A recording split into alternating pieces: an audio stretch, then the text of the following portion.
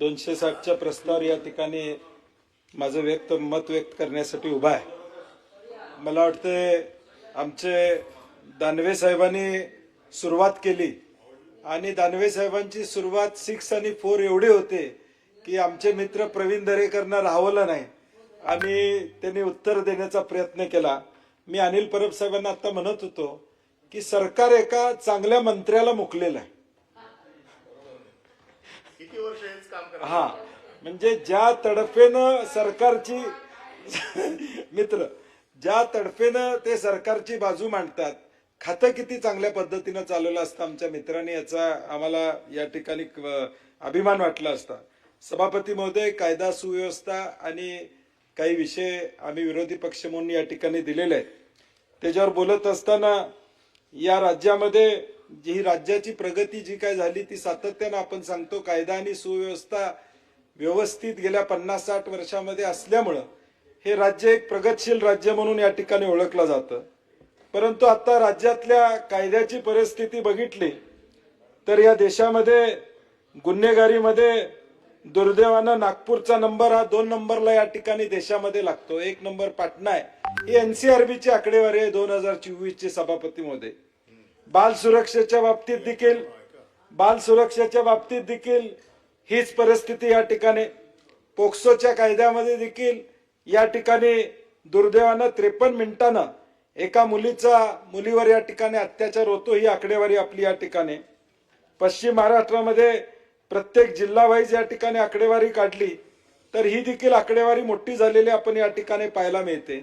आणि सभापती महोदय, मुंबई, पुणे, नागपूर, छत्रपती संभाजीनगर हे क्राईम कॅपिटल बनलेत, अशी अवस्था सभापती महोदय या राज्याची त्या ठिकाणी झालेली आहे।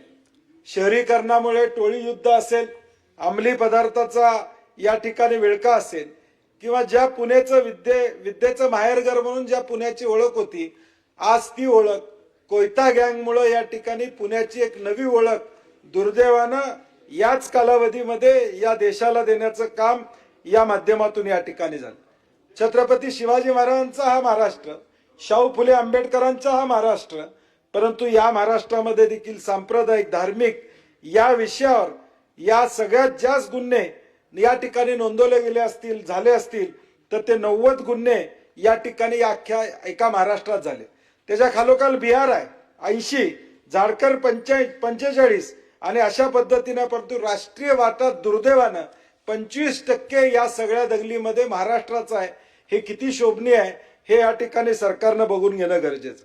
सभापती महोदय, NCRBच्या अहवालामध्ये दिवसा घरफोडी करणाऱ्यांची संख्या 2517 प्रकरणं या ठिकाणी आहेत। हरियाणामध्ये 1550, तामिळनाडूमध्ये 4344, 1 नंबर या ठिकाणी। म्हणजे दुकानं असू दे, कार्यालय असू दे, दिवसा ढवळ्या चोऱ्या होतात, त्यामध्ये देखील महाराष्ट्र दुर्दैवाने या ठिकाणी पुढे आहे। रात्रीच्या चोऱ्यांमध्ये देखील जवळजवळ 10,000 गुन्हे या ठिकाणी दाखल करण्यात आलेले आहेत, त्यामध्ये देखील दुर्दैवानं त्या ठिकाणी पुढे आहेत असं म्हणावं लागेल।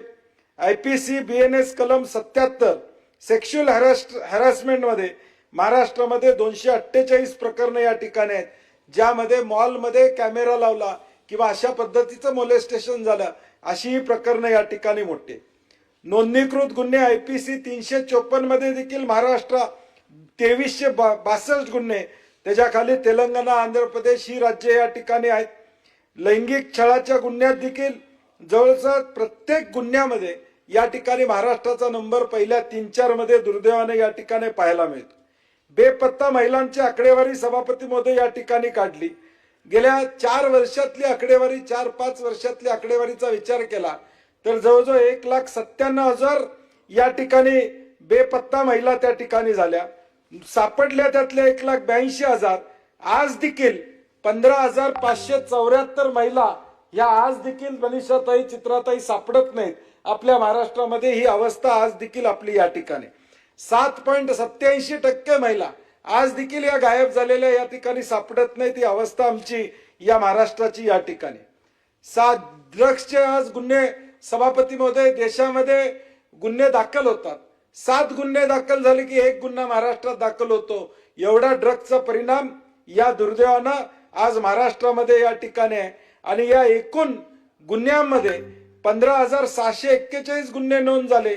देशातील एकूण अंमली पदार्थ गुन्ह्यापैकी 14.23% वाटा हा दुर्दैवानं महाराष्ट्राचा या ठिकाणी राहिले.